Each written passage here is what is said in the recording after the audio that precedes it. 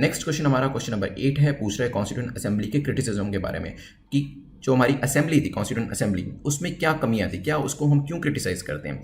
पहला, it was not a sovereign body, ये एक सोवरेन बॉडी नहीं थी। It was not a representative body, ये एक रिप्रेजेंटेटिव बॉडी भी नहीं थी।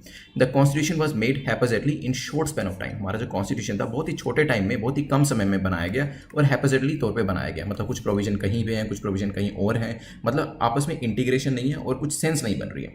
सोचिए क्या आंसर होगा कि इनमें से क्या क्रिटिसिज्म दिया जाता है हमारे कॉन्स्टिट्यूशन के बारे में।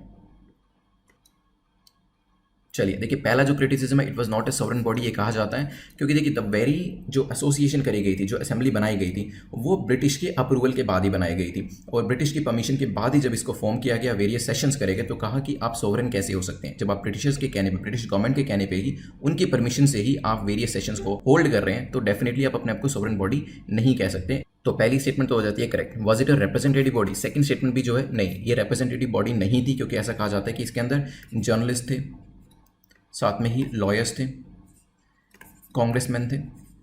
तो कांग्रेस के काफ़ी लोग थे, लॉयर्स थे, जर्नलिस्ट थे, काफ़ी ऐसे लोग थे जो कि इन्फ्लुएंशियल माने जाते थे उस टाइम पर। लेकिन जो कॉमन मैन है उसकी जो संख्या थी इस पर्टिकुलर बॉडी के अंदर बहुत ही कम थी, इसी वजह से ये कहा जाता है कि ये रिप्रेजेंटेटिव बॉडी भी अपने आप में नहीं थी। कुछ और चीज़ें कही जाती हैं इसके बारे में, और भी क्रिटिसिज्म दी जाती है, जैसे कि जो इसके अंदर लोग थे, जो रिप्रेजेंटेटिव थे, वो डायरेक्टली इलेक्ट नहीं करे गए थे। जैसे अभी होता है, हम लोग इलेक्शन में वोट देने जाते हैं और लोग जो चुन के आते हैं वो डायरेक्टली इलेक्टेड होते हैं यूनिवर्सल एडल्ट फ्रेंचाइजी के बेसिस पे। मतलब ऐसे लोग वोट देते हैं जो 18 या उससे बड़ी आयु के होते हैं और उनके बेसिस पे ही हमारे रिप्रेजेंटेटिव चुन के आते हैं। लेकिन उस टाइम पर जो लोग चुने गए थे वो इस प्रिंसिपल के बेसिस पे नहीं चुने गए थे, लोगों ने डायरेक्टली वोट नहीं किया था उनके लिए, तो ये भी एक क्रिटिसिज्म माना जाता है। देन एक होता है, मैंने आपको बताया कि कांग्रेस से डोमिनेटेड लोग थे, लॉयर्स थे, पॉलिटिशियंस थे और हिंदूज डोमिनेटेड ये पूरी असेंबली थी। ये कुछ क्रिटिसिज्म इसके बताए जाते हैं। लेकिन एक क्रिटिसिज्म जो और दिया जाता है वो था टाइम कंज्यूमिंग प्रोसेस। तो इस कॉन्स्टिट्यूएंट असेंबली ने बहुत ज़्यादा टाइम ले लिया कॉन्स्टिट्यूशन को बनाने के लिए, ये भी एक क्रिटिसिज्म है। तो तीसरा क्रिटिसिज्म गलत हो जाता है। ऐसा नहीं है कि जो कॉन्स्टिट्यूशन था उसको बहुत छोटे टाइम में बना लिया गया, बहुत कम टाइम में बना लिया गया,